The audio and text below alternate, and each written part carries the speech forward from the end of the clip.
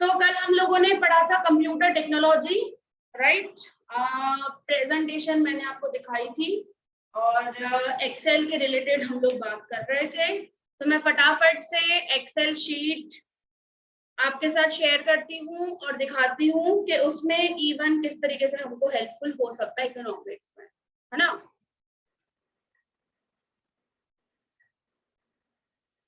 Yes, तो सभी लोगों को स्क्रीन दिख रही है? Just raise the hand. Okay, चलो ठीक है। अब देखो ये हमारी एक्सेल शीट, ठीक है। अब देखो यहाँ पे जैसे मैंने डिमांड और प्राइस लिया हुआ है इस तरीके से, ये बस हम लोग क्या करते हैं यहाँ पे डेटा लिखकर ये डेटा को है ना हम लोग सिलेक्ट करते हैं। सिलेक्ट करके सीधा आप इंसर्ट में ये रेकमेंड चार्ट्स, ये देखो इतने सारे चार्ट्स अवेलेबल है यहाँ पे, यहाँ इधर भी अवेलेबल है। तो अपने भाई रेकमेंड चार्ट्स में भाई यहाँ पे इस डेटा के हिसाब से कौन सा चार्ट बन सकता है, यहाँ पे ना ये सारी चीजें इसके अंदर बताई है कि इवन देखो बार डायग्राम, सिंपल बार डायग्राम, फिर हॉरिजॉन्टल वाला भी, फिर स्कैटर डायग्राम भी, लाइन डायग्राम भी और हमारा पाई डायग्राम। तो ये सब बन सकता है इस डेटा के ऊपर। लेकिन आपको पता है कि हम लोग कौन सा बनाते हैं, हम लोग लाइन डायग्राम बनाते हैं ना, दो वेरिएबल्स का रिलेशनशिप जिसको हम लोग लाइन या टाइम बेस्ड लाइन डायग्राम हम लोग बोलते हैं। तो देखो इस तरीके से यहाँ पे भी बन सकता है अपना डिमांड का। और अगर हम लोगों को है ना कैलकुलेशंस करनी होती है ना, जैसे आप लोग अभी स्टैट्स के अंदर है ना, आपके जो चैप्टर्स है जैसे कोरिलेशन करके एक चैप्टर है, रिग्रेशन करके चैप्टर है आपका, फिर मीन मीडियन मोड्स ऐसी सब चीजें आप निकालते थे, स्टैंडर्ड डेविएशन आप निकालते थे। तो एक्सेल में आपको पता है क्या है, एक्सेल में आप डेटा डाल दो और ये फॉर्मूलाज है ना, इधर देखो ये फॉर्मूलाज दी हुई है और फॉर्मूलाज में देखो सारे दिए हुए हैं, financial related, logical related, even यहाँ पे स्टैटिस्टिकल रिलेटेड भी है सारे। एवरेज हो गया, फिर ये देखो एक है ना आगे चलकर आता है, मतलब मास्टर्स वगैरह हम लोग करते हैं ना, ये आपको आएगा बाइनोमियल डिस्ट्रीब्यूशन, आपको आएगा 12th स्टैंडर्ड में। ये ना शॉर्ट में लिखा हुआ है यहाँ पे बाइनोमियल डिस्ट्रीब्यूशन, फिर काई स्क्वायर, और फिर आगे हम लोग जैसे ही देखेंगे फिर ये कोवेरिएंस करके अब भी आप सीखोगे 12th स्टैंडर्ड में। फिर ये एफ डिस्ट्रीब्यूशन और ये सब है ना वो आगे चलकर आता है कॉलेजेस वगैरह में, वो अभी नहीं आता है। मतलब देखो इतने सारे जो भी है ना सब कुछ, जो भी फोरकास्ट करना है, जैसे ये रहा फोरकास्ट अपने को करना है, तो फोरकास्ट रिलेटेड भी अपना ये टाइम सीरीज वाले चैप्टर में भी है फोरकास्टिंग, और एक इवन लीनियर रिग्रेशन करके भी है। तो मतलब हर चीज की है ना यहाँ पे दी हुई है अपने को, हम लोगों को डेटा पुट ऑन करने की और डायरेक्टली ये फॉर्मूला अप्लाई करेंगे ना तो अपने पास आंसर आ जाएगा इजी तरीके से। मतलब सब कुछ देखो ये रहा, मीडियन दिया हुआ है अपने को, मोड दिया हुआ है, नॉर्मल डिस्ट्रीब्यूशन करके आप 12th में पढ़ोगे, ये रहा स्क्यूनेस आप पढ़ते हुए आए हो, स्क्यूनेस अपने 11th में पढ़ा ना आपने, वो चीज क्वार्टाइल वगैरह ये सब चीजें आपने 11th स्टैंडर्ड में पढ़ी, परम्यूटेशन आप लोगों ने पढ़ा 11th स्टैंडर्ड में। तो ये सब हर चीज यहाँ पे ना दी हुई है, फॉर्मूला सीधी सीधी स्टैटिस्टिकल। ये देखो अपना स्टैंडर्ड डेविएशन, स्टैंडर्ड वेरिएंस, सब कुछ दिया हुआ है यहाँ पे, एवरीथिंग एक्चुअली। ट्रेंड अपने को निकालना हो तो अपने को ट्रेंड निकाल सकते हैं। मतलब स्टैटिस्टिकल जितने भी सब चीजें ना मोस्टली एक्सेल के अंदर सब कुछ दिया हुआ ही होता है। तो अपने को इकोनॉमिक्स के अंदर भी भाई डेटा पुट ऑन करके हमको जो भी स्टैटिस्टिकल कुछ भी करना होगा ना तो हम एक्सेल में कर सकते हैं ये सारी चीजें। तो समझ में आया आपके जो दिया हुआ है ना यहाँ पे पैराग्राफ में कि हम लोग है ना मीन, मीडियन, कोरिलेशन, एवरेजेस, बहुत मच मोर सब चीजें हम लोग, इंजीनियरिंग रिलेटेड कुछ हो तो इंजीनियरिंग रिलेटेड भी, क्यूब रिलेटेड कुछ हो, आईटी रिलेटेड कुछ हो, सब एवरीथिंग एक्चुअली यहाँ पे फॉर्मूलाज डायरेक्टली अवेलेबल होती है। और अगर एक्सेल में भी ना अगर हम लोग फाइंड आउट नहीं कर सकते कुछ वगैरह, कुछ फॉर्मूलाज वगैरह, तो आपको पता है गूगल पे इवन है ना फ्री स्टैटिस्टिकल सॉफ्टवेयर्स भी अवेलेबल होते हैं। आजकल। और यहाँ तो है ना ऐसे स्टैटिस्टिकल सॉफ्टवेयर्स भी होते हैं जो खरीदने पड़ते हैं। सो बहुत सारी जो रिसर्चेस करते हैं ना, तो वो लोग का काम है, मतलब आगे चलकर अपने पीएचडी और ऐसी सब चीजें करते हैं ना, जो रिसर्च वर्क रहता है मोस्टली, तो उसमें जनरली हम पूरा का पूरा या तो एक्सेल यूज करते हैं या तो स्टैटिस्टिकल सॉफ्टवेयर आता है, जिसमें डायरेक्टली सब कुछ डायरेक्टली होता है। हम लोगों को मैन्युअली कैलकुलेशन करने की कोई जरूरत नहीं है, डायरेक्टली सब कुछ अवेलेबल है। तो आपका इकोनॉमिक्स का टॉपिक हो या आपका मैनेजमेंट का टॉपिक हो, कोई भी आपका टॉपिक होगा ना, अकाउंट्स का टॉपिक हो, आपको रिसर्च जो करना पड़ेगा, और रिसर्च करने के लिए आपको स्टैटिस्टिकल टूल्स और ये सब कुछ तो अपनाना पड़ेगा ही पड़ेगा, समझे। तो इस तरीके से एक्सेल का ना बहुत ज्यादा यूसेज है डेटा रिलेटेड, ठीक है। तो समझ में आया ये चीज आपको। एक्सेल में कोई भी तरीके का ग्राफ और डायग्राम बन सकता है इजीली, एकदम कोई वो नहीं लगता है, ठीक है। समझ में आया हर किसी को एक्सेल, जो मैं यहाँ पे आपके बुक के अंदर लिखा हुआ है, आप लोगों ने जैसे होमवर्क किया तो आपने लिखा होगा, तो आपने पढ़ा उसके अंदर कि भाई एक्सेल के अंदर क्या चीज लिखी हुई है। यस एवरीवन, समझ में आ रही है बात? यस और no? Yes ma'am. Yes teacher. Okay चलो। तो मैं क्या, देखो साथ साथ में आपको ये चीजें दिखाती जा रही हूँ, ताकि आगे चलकर आपको कुछ भी हो ना तो आप यूज कर सको, एटलीस्ट आपको थोड़ा थोड़ा तो पता ही हो, जितना आपके बुक्स के अंदर दिया हुआ है। तो प्रैक्टिकल मैं जितना प्रोवाइड कर सकती हूँ ना नॉलेज, मैं वो उतना प्रोवाइड करूंगी आप लोगों को। चलो, सो मैं इधर बंद करती हूँ। अब यहाँ पे आगे लिखा हुआ है next third point computer technology में, डायग्राम्स एंड ग्राफ्स। सो आपने अभी अभी देखा कि एक्सेल में और वर्ड में हम दोनों में ही डायग्राम्स और ग्राफ्स इवन इजीली बना सकते हैं।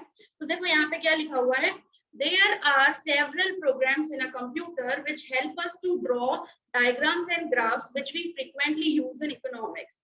There are simple drawing tools in a Word file which can be used to draw a simple freehand figures like a simple downward sloping or upward sloping or a supply curve. देखो अब मैं ना एक second word खोलती हूँ। तो यहाँ पे वर्ड में क्या बोला है कि हम लोग है ना simple upward sloping downward sloping है ना फ्री हैंड हम खुद ही बना सकते हैं, हमको डेटा टाइप करने की भी जरूरत नहीं है एक्चुअली, अगर हमको कंसेप्ट क्लियर है तो। रुक जाओ मैं वर्ड खोलती हूँ यहाँ पे 2 मिनट, तो आपको मैं दिखाती हूँ अपवर्ड स्लोपिंग और डाउनवर्ड स्लोपिंग हम लोग कैसे बना सकते हैं।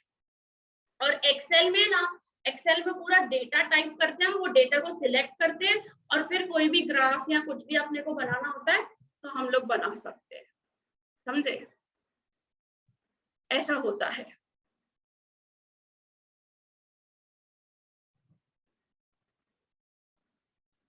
एक सेकंड आ जाओ चलो। सो यहाँ पे मैं शेयर कर दूं वर्ड अभी, ठीक है। चलो ये हमारा वर्ड आ गया।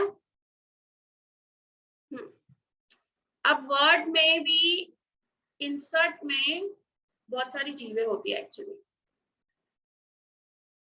देखो इंसर्ट में ये यहाँ पे ना शेप्स दिए हुए हैं अपने पास, तो हम लोग क्या है, हम लोगों को इजीली जैसे ये लाइन यूज करके, जैसे फॉर एग्जांपल ये हम लोगों ने लाइन बनाई, ठीक है। फिर अगेन एक और हम लोग बाई एक्सिस बनाएंगे,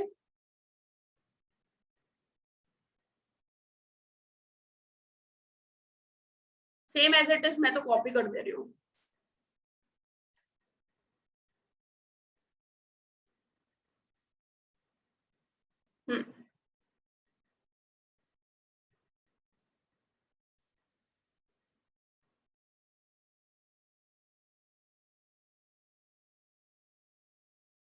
ठीक है, अब इसको हम ले जा रहे हैं यहाँ पे,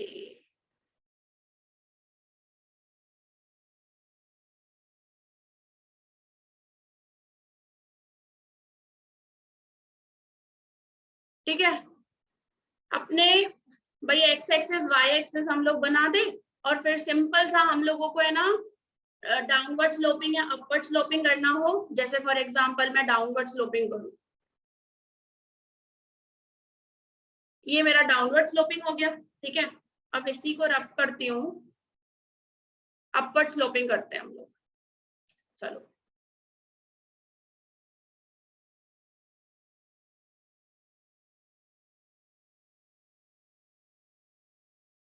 ये अपवर्ड स्लोपिंग कर दिया मैंने। तो इस तरीके से हम लोग है ना सिंपल फ्री हैंड अपने को अगर बनाना हो तो हम वर्ड में बना सकते हैं। अपने को सप्लाई कर्व, डिमांड कर्व, ऐसा फ्री हैंड वाला अपने को बनाना हो वर्ड में हम बना सकते हैं। और एक्सेल में क्या है, एक्सेल में डेटा वगैरह अपने को टाइप करनी होती है पूरी, और फिर हम लोगों को पूरा क्या करना होता है, कन्वर्ट करना होता है ग्राफ या फिर डायग्राम में।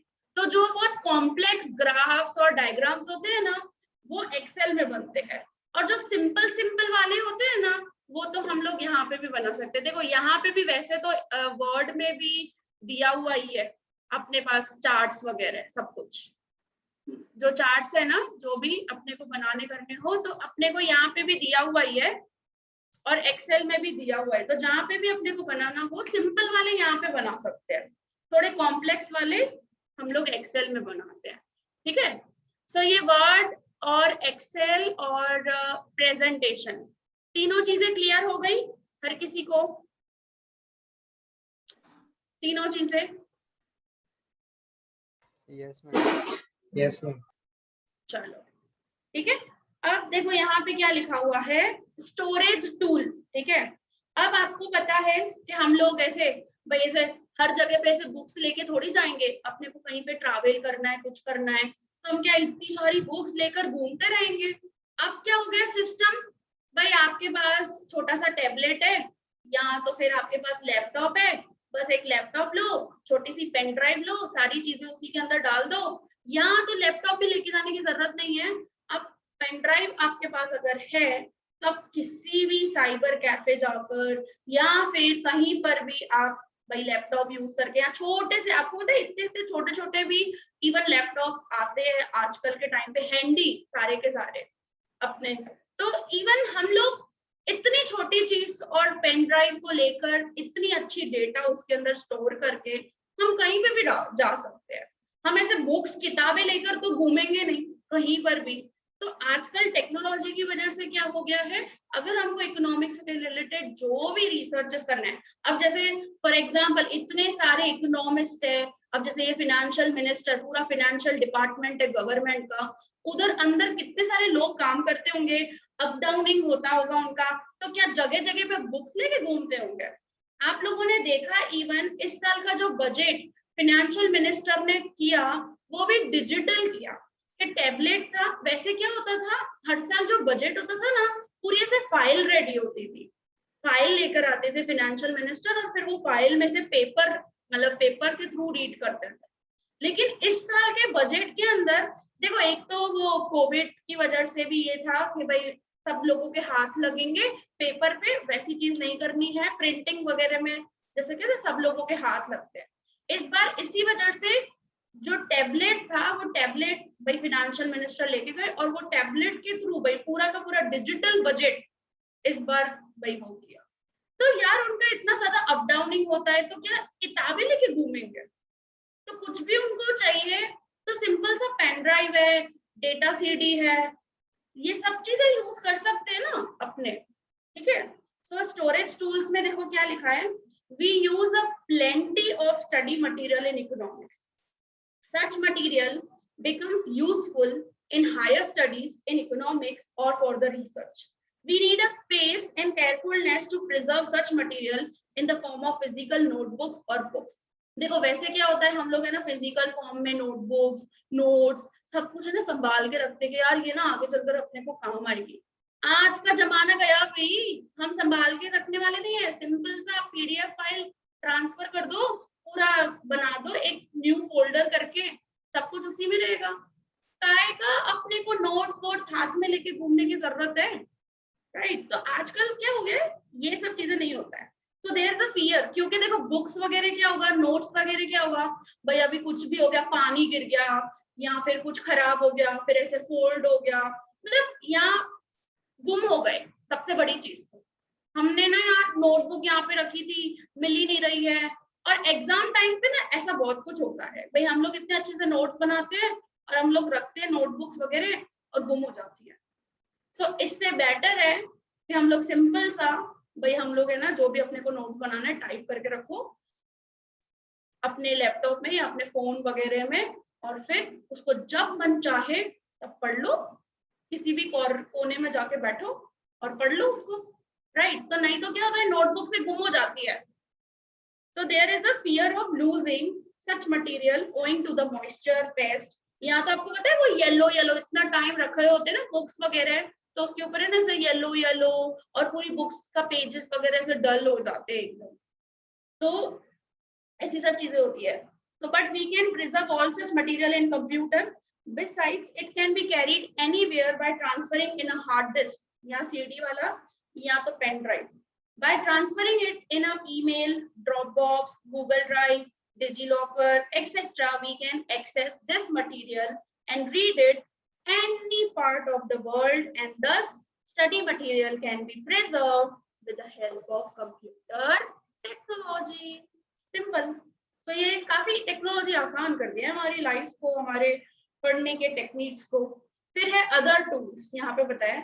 So statistical programs like SPSS, जो मैं आपको बोल रही थी ना कि free software statistical softwares available होते हैं रिसर्च करने के लिए, हम लोग उसको यूज करते हैं। तो जिसका नाम है SPSS, ऐसा सॉफ्टवेयर आता है स्टैटिस्टिकल। फिर शाहजहां करके एक सॉफ्टवेयर आता है, eViews, SAS, एक्सेट्रा। तो ये सब क्या है प्रोग्राम्स डेवलप किए गए statistical to do almost all type of data processing for lakhs of observation. उसके अंदर ऐसे 10-15 ऑब्जर्वेशन नहीं, लैक्स ऑफ ऑब्जर्वेशन हम लोग उस प्रोग्राम उस स्टैटिस्टिकल प्रोग्राम के अंदर डेटा डाल सकते हैं। बताओ। So these are very expensive actually, वैसे तो बहुत महंगे लेकिन कुछ फ्री भी अवेलेबल होते हैं गूगल से। However, certain software like Grelt, PSPP, R, etc. can be opted free of cost through the internet. तो देखो जैसे यहाँ पे नाम दिए हुए, तो ऐसे वाले सॉफ्टवेयर है जो फ्रीली अवेलेबल होते हैं, नहीं तो बाकी क्या है खरीदने पड़ते हैं अपने को। अब यहाँ पे ये चीज बताइए कि देखो कंप्यूटर तो ठीक है, चलो भाई कंप्यूटर को कहाँ डेस्कटॉप वगैरह, अभी लैपटॉप क्या है, लैपटॉप हैंडी है, फिर भी नहीं तो कंप्यूटर जो डेस्कटॉप आता है और सीपीयू न कीबोर्ड न डेस्कटॉप कहाँ लेके घूमेंगे, वो तो पॉसिबल नहीं है। तो इस वजह से लैपटॉप्स और इतने पाम टॉप्स और ऐसी सब चीजें आ चुकी है आज के टाइम पे, टैबलेट्स वगैरह। तो लेकिन उससे भी बेटर ऑप्शन आ चुका है, इतना छोटू सा फोन, इस फोन के अंदर सब कुछ आ जाता है भाई, सब कुछ। और पेन ड्राइव भी नहीं, अभी तो सीधा का सीधा मेमोरी कार्ड इतना छोटू सा, और उसके अंदर आपको जितना भी स्टोर करना हो, आपको जितने जीबी का चाहिए उतने जीबी का आपके पास, इवन इतना सा मेमोरी कार्ड अवेलेबल है, अपने फोन में डालो, कितना भी आप पीडीएफ भाई उसके अंदर डालते रहो, कितना भी आपको स्टोर करना हो इजीली स्टोर कर सकते हो अपने स्मार्टफोन्स में। तो ये सब चीजें आज के टाइम पर पॉसिबल हो चुकी है, ठीक है।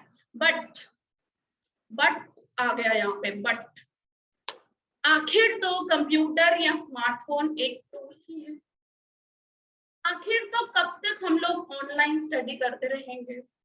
वो फिजिकल का जो मजा है शायद वो ऑनलाइन में वो कैसे होता है अपने को, वो कमी खाती है अपने को कि यार फिजिकल में तो एक अलग ही मजा है, वो हम लोगों ने सबने एक्सपीरियंस कर दिया ये साल के अंदर। यार नोट्स में से वो भी फोन में से कौन पढ़ेगा? इससे अच्छा जो फिजिकल नोट्स होते थे, जो हम लोग जिसपे अंडरलाइन करते थे, हाँ फिर यहाँ तो हाइलाइटर से हाईलाइट करते थे, वो मजा अलग ही है एकदम, है ना। तो अल्टीमेटली हम ऐसा बोल सकते हैं कि देखो कितना भी आज हमारे पास पूरा MS ऑफिस है, हमारे पास दूसरे कंप्यूटर में इतने सारे सॉफ्टवेयर्स है, मैं मानती हूँ कि वो स्टडी पैटर्न को इजियर बना देता है, लेकिन आखिर तो वो कंप्यूटर तो टूल ही है ना एक, जो इंसान ने बनाया है, और इंसान ऐसी कोई चीज क्रिएट नहीं कर सकता है जो इंसान को ही रिप्लेस कर दे, ये फैक्ट बात है।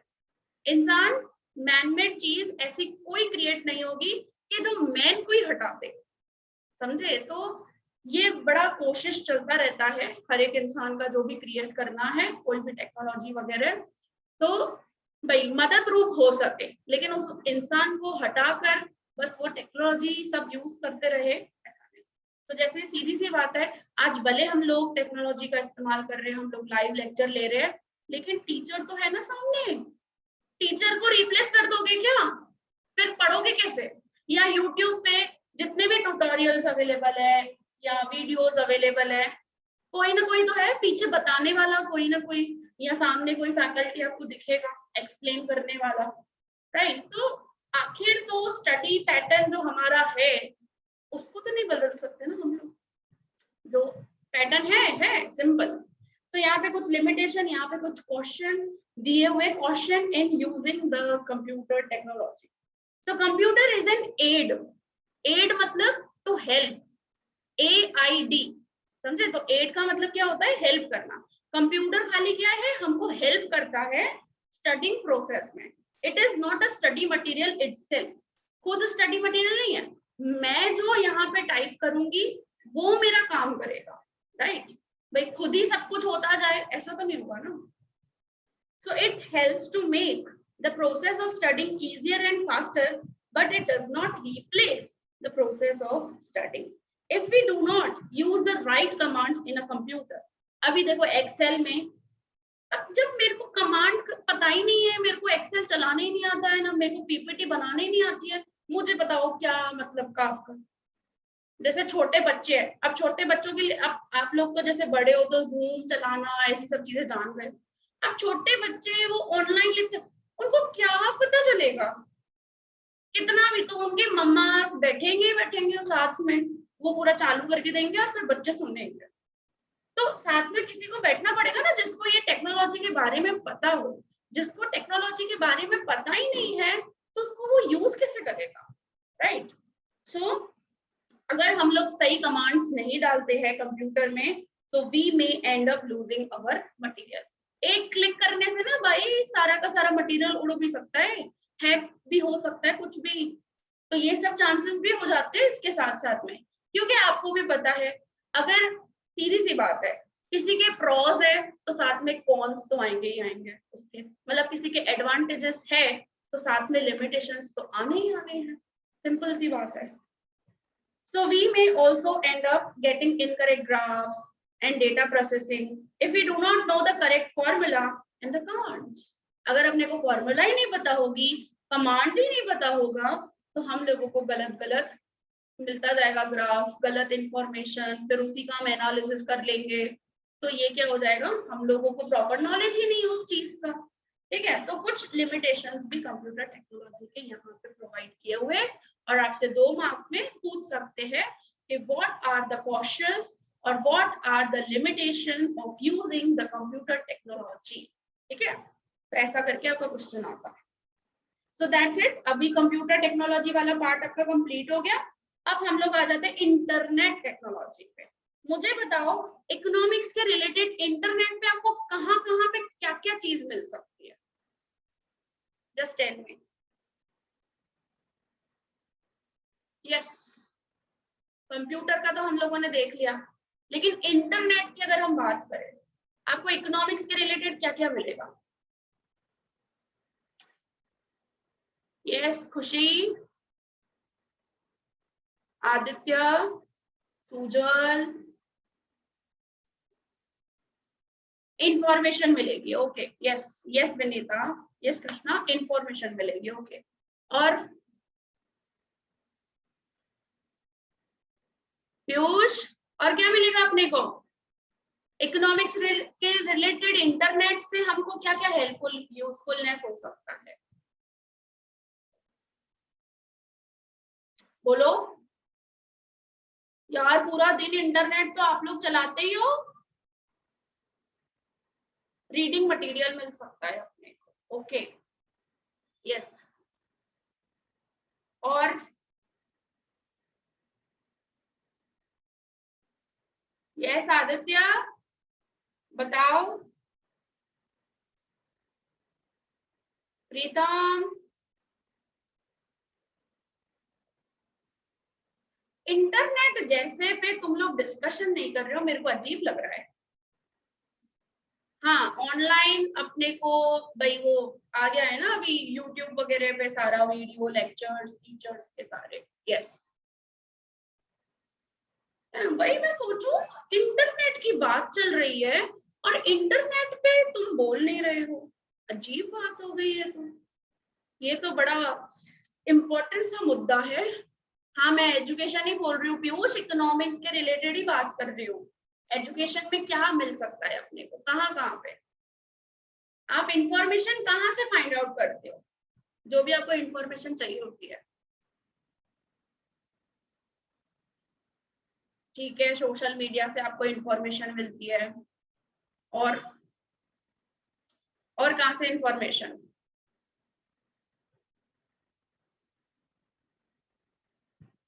हाँ गूगल बाबा जी, उसको कैसे भूल सकते हो आप।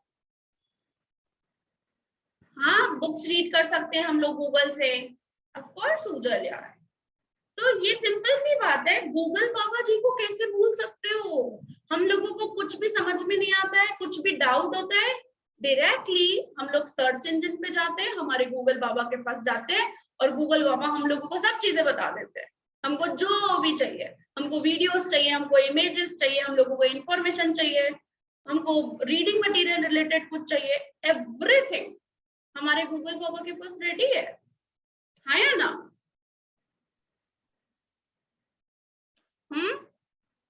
रेडी है नहीं है उनके पास, तो भाई सब कुछ पड़ा है उनके पास, खजाना पड़ा है, खजाना नॉलेज का, हर सब्जेक्ट रिलेटेड। ऐसा कोई सब्जेक्ट नहीं है, ऐसा कुछ नहीं है जिनके रिलेटेड उनके पास इंफॉर्मेशन नहीं है, डेटा नहीं है। आज अपने को आरबीआई क्या कर रहा है वो देखना हो तो भी उधर अवेलेबल है सब कुछ। हम आरबीआई की साइट पे जाएंगे और सब चीजें अपने को आसानी से मिल जाएगी, राइट। सो अपने पढ़ते हैं आप इंटरनेट टेक्नोलॉजी, ठीक है। सो क्या लिखा है इधर, internet is another facility created by digital technology which all of us have used from time to time. The use of internet in economics can be summarized in the following chart.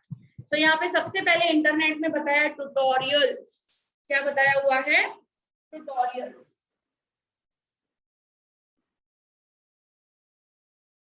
ठीक है, अब tutorials क्या होता है, देखो video तो है लेकिन आप लोगों ने देखा होगा जिस वीडियो में जो समझा रहा है, जो एक्सप्लेन कर रहा है वो दिख नहीं रहा। मतलब वीडियो चल रही है कुछ ना कुछ जैसे कैसे पीपीटी का यूज करके कोई उसको एक्सप्लेन कर रहा है, लेकिन जो एक्सप्लेन कर रहा है उसकी शक्ल नहीं दिख रही है अपने को। तो ऐसे को है ना हम लोग क्या बोलते हैं, ट्यूटोरियल्स बोलते हैं। और जिसमें हम लोगों को टीचर की, फैकल्टी की जो एक्सप्लेन कर रहा है उस चीज को, उसकी शक्ल दिखती है ना, उसको हम लोग बोलते हैं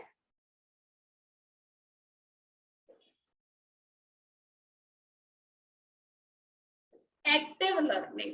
उसको क्या बोला जाता है, एक्टिव लर्निंग। अब एक्टिव लर्निंग है ना दो तरीकों से हो सकता है। अब हम लोग जो कर रहे हैं this is also active learning. मैं यूट्यूब पे लाइव लेक्चर लूं, दिस इज मतलब that is also actually the active learning. और ये जो वीडियो अभी हम लोग जो लेक्चर ले रहे हैं इसको मैं रिकॉर्ड कर रही हूँ और यही रिकॉर्डेड लेक्चर को मैं यूट्यूब पे डाल रही हूँ और पब्लिकली डाल रही हूँ, तो उसको भी हम लोग एक्टिव लर्निंग बोलते हैं। क्योंकि देखो इसमें क्या है, मैं स्क्रीन शेयर करके मैं बताती जा मतलब बोलती नहीं जा रही हूँ कुछ भी, यहाँ पे मैं सामने हूँ और सामने मैं चीज को एक्सप्लेन कर रही हूँ, राइट। या स्क्रीन भी मैंने शेयर किया तो भी मेरी शक्ल दिख रही है, तो उसको हम लोग क्या बोलते हैं, एक्टिव लर्निंग बोलते हैं, समझे। और अगर मैं सिर्फ स्क्रीन शेयर करूं, खुद की शक्ल नहीं दिखाऊं मैं, तो उसको हम लोग क्या बोलेंगे, ट्यूटोरियल्स बोलेंगे। तो ऐसे वीडियोस जो होते हैं उनको हम लोग ट्यूटोरियल्स बोलते हैं, ठीक है। देखो क्या लिखा है, सम educational websites put PowerPoint presentation and study material along with the worksheets on the open access link. Open access link मतलब कोई भी उसको ओपन कर सकता है।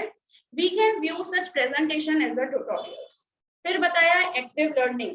Some videos of lectures by experts are put on open access sites.